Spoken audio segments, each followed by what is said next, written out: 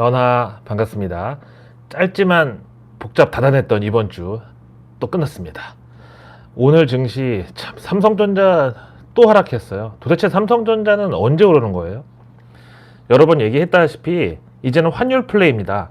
아무리 그날 새벽에 미국 증시 뭐 급등했네, 뭐 V자 반등 나왔네 어쩌고 해도 환율 오르면 모든 게 다 꽝이라고요.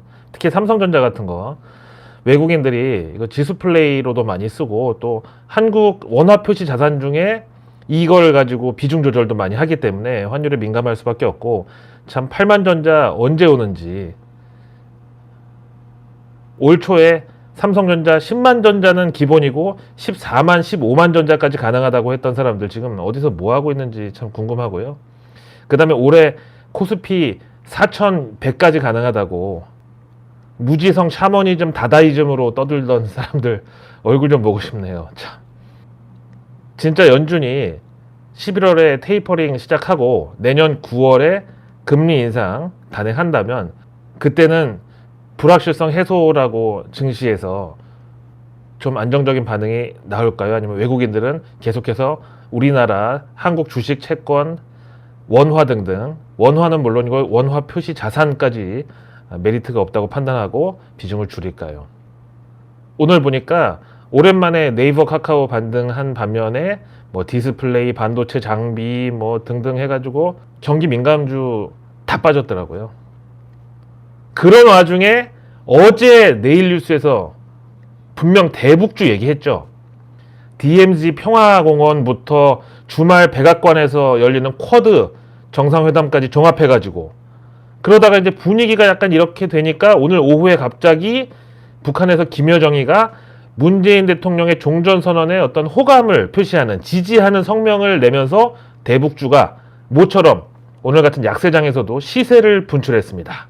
그런데 이렇게 대북주가 모처럼 급등하긴 했지만 당연히 대북주라는 테마는 다분히 이벤트성으로 대응하는 게 저는 좋다고 봅니다. 우선 말이죠, 지금 종전선언이 화두가 되고 있는데 종전선언을 하려면은 먼저 유엔을 대표해가지고 미국, 그리고 당사국 한국하고 북한, 그 다음에 중국까지 4자가 합의를 해야 되는데 이게 그렇게 쉽겠는지 생각을 한번 해보세요. 지금 남북한도 뜻이 안 맞고 미국하고 중국은 지금 말할 것도 없는 상황인데, 거기다가 만약에 종전선언이 성사된다고 해도 그 뒤에 만약에 종전이 된 이후에 북한이 또 일본이나 미국 상대로 미사일 같은 거 실험하거나 한반도에다가 도발하면은 그때는 진짜 제2의 6.25가 나도 이건 돌이킬 수가 없는 상황이 됩니다. 주한미군 철수 이런 거는 그건 너무 극화시킨 거고요. 참, 그놈의 핵이 뭔지, 북한이 가지고 있는 천연자원이니 뭐 유라시아 철도 뚫리면 뭐 북한이 동아시아 요충지 역할을 하느니, 뭐 천연가스가 어떻고 러시아에서 천연가스관을 뭐 연결시키느니 뭐 얘기는 하지만 솔직히 제일 중요한 거 핵이잖아요. 그쵸? 북한이 핵 가지고 있기 때문에 저런 거잖아요. 그러다 보니까 참 이 대목에서 이휘소 박사님이시죠. 이분 실존하는 인물입니다. 물론 뭐 무궁화 꽃이 피었습니다 그 소설에 등장하기도 했는데 어쨌든 실존 인물인데, 이휘소 박사가 진짜 세계적인 핵 물리학자였어요. 우리나라에서는 잘 알지도 못했던, 거의 20세기 초반의 핵을 아인슈타인이 핵의 아버지로 키웠다면 20세기 후반의 핵은 이휘소가 지배했다라고까지 불렸던, 그 바로 한국 출신의 핵물리학자 이휘소 박사. 이 이휘소 박사가 미국에서 한창 핵에 대해서 연구를 하고 있었는데 박정희 대통령이 이걸 어떻게 알게 되고 비밀 면담을 신청했다는 거예요. 그래서 당시에 박정희 대통령이, 아니 이휘소 당신도 한국 사람 아니냐, 그러니까 고국에 돌아와서 대한민국을 위해서 일을 해달라. 아니 우리도 5천만 역사에 진짜 처음으로 더 이상 외세에 시달리지 않게 핵을 개발할 이 능력을 좀 갖추게 해달라고. 만약에 당신이 그렇게만 해준다면은 우리 60만 국군 장병이 모두 당신의 경호원으로 활약할 것이라고, 걱정하지 말고 한국에 돌아오라고, 그렇게 박정희 대통령이 얘기했다는 거예요. 그랬더니 이휘소 박사가 약간 농담 반 진담 반으로, 왜냐면 이제 본인도 젊은 피가 흐르던 그때 당시의 사람으로서, 핵 물리학자이기 이전에 대한민국의 젊은이로서, 아 좋다, 그럼 만약에 박정희 대통령 당신이 유신을 철폐하겠다고 약속하면 내가 귀국하는 거 한번 생각해 볼게요, 뭐 이렇게 얘기했다는 후문이 있어요. 그리고 나서 실제로 대한민국이 고국에 비공식 방문을 했습니다. 그때 당시에 이제 소문에 다리뼈에다가 마이크로칩을 몰래 숨겨가지고 들여왔는데 이게 우라늄을 농축하는 기술을 담고 있는 그런 기밀 문서였다고 해요.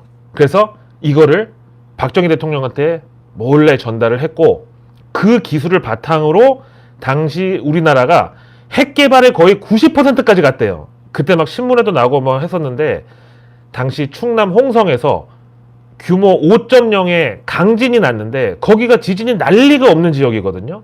근데 이게 핵실험에 따른 그 낙진으로 지진이 났다는 소문이 나기도 했고 근데 그때는 뭐 인터넷이나 이런 SNS나 어떤 뭐 그런 게 잘 없다 보니까 이제 어떻게 뭐 정보기관에서만 파악하고 이제 소문으로 이제 묻혔겠죠.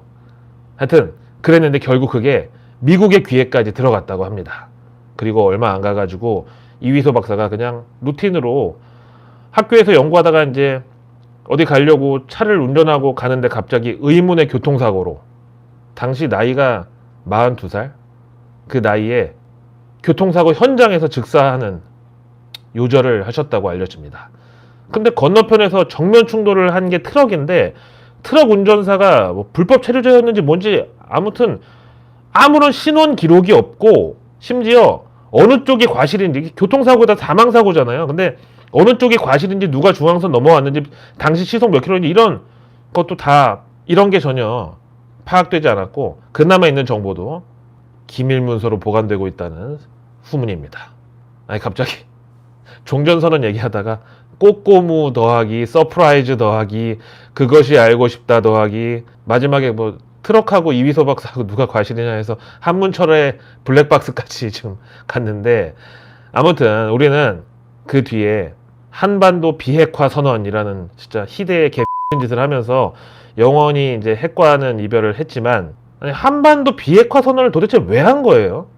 간디의 뭐 비폭력주의? 간디 누가 봐도 폭력을 행사할 수 없는 몸인데 아유 종교 지도자를 죄송합니다. 하여튼 한반도 비핵화 선언을 왜 했냐고요. 만약에 우리가 그때 이후로 핵을 갖게 됐다면 어땠을까? 그럼 진짜 현실에서 일본, 중국 여기는 물론이고 그냥 동아시아 패권을 우리 대한민국이 갖게 됐을지도 모르죠. 그럼 이제 G2가 미국하고 코리아 되는 거죠. 아무튼 종전선언에 대해서.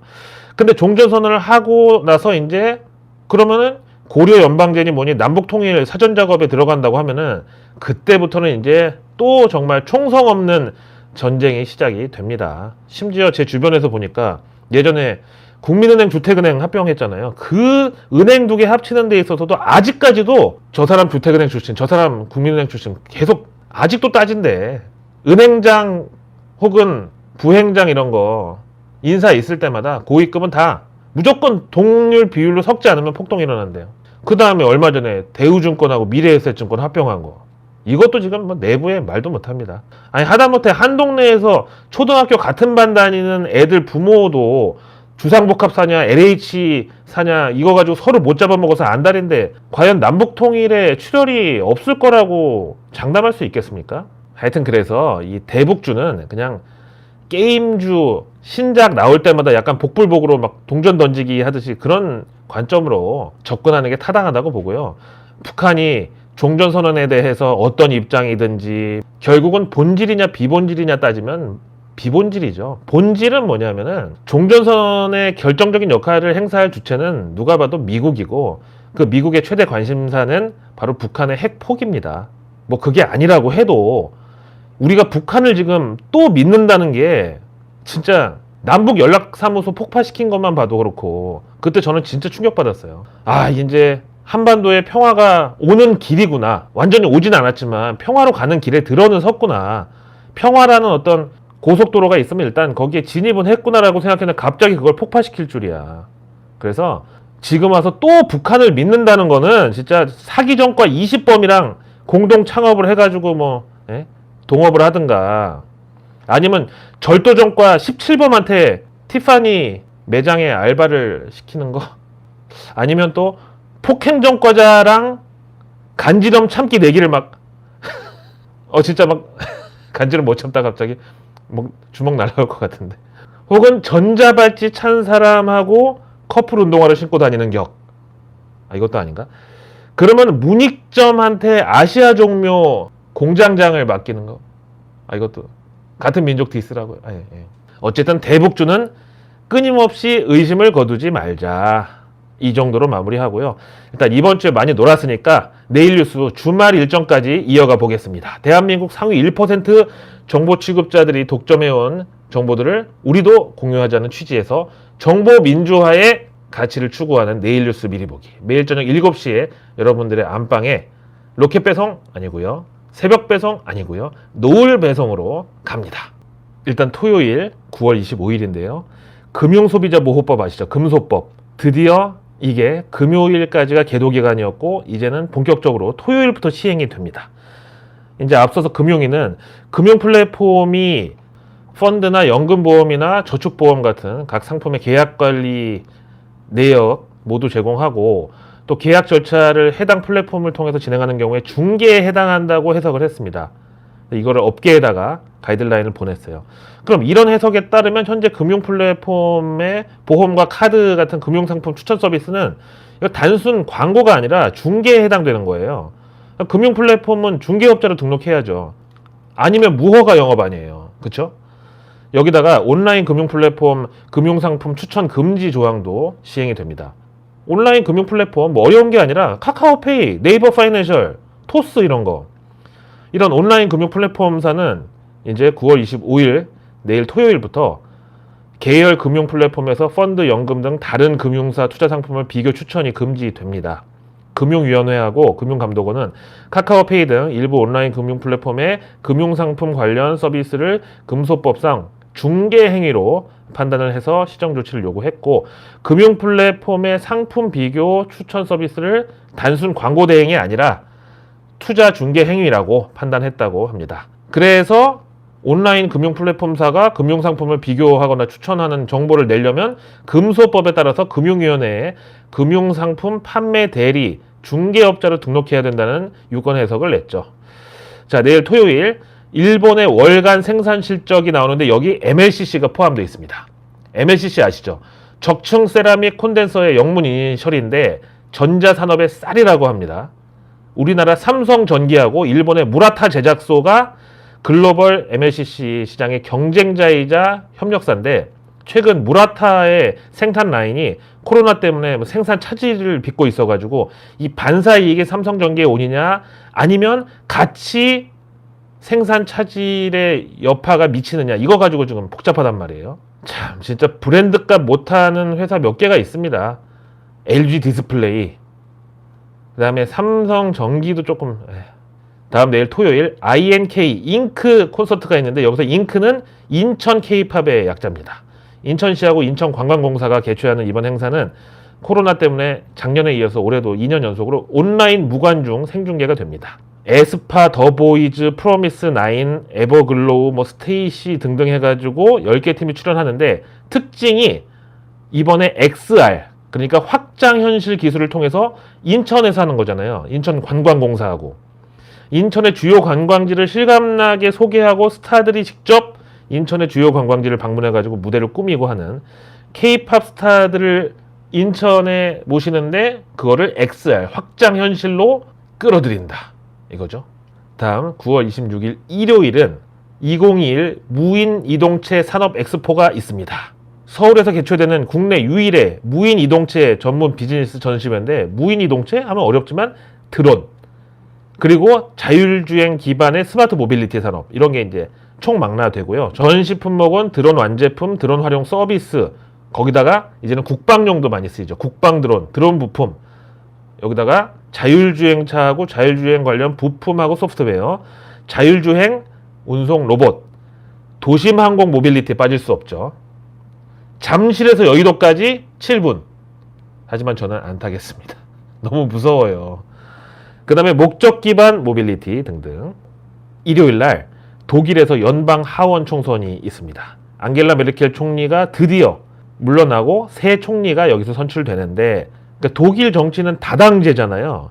그래서 선거 이후에도 단독 정부 구성은 조금 어렵게 보이고 과연 어떻게 연정을 하느냐 여러 가지 변수가 있는데 이번 독일 연방 하원 총선에 한국계 독일인 예원 리 씨가 3인당 있죠. 사회민주당 소속으로 출마를 한대요. 대표 공약이 현재 이제 그 지역의 최저임금이 9.6유로인데 이거를 12유로까지 12유로면 우리 돈으로 한 17,000원 되는 것 같은데 이 정도까지 인상하는 것이라고 합니다. 예원리 씨가 최근 인터뷰에서 모든 사람이 최선의 삶을 살 수 있도록 똑같이 기회가 주어져야 한다.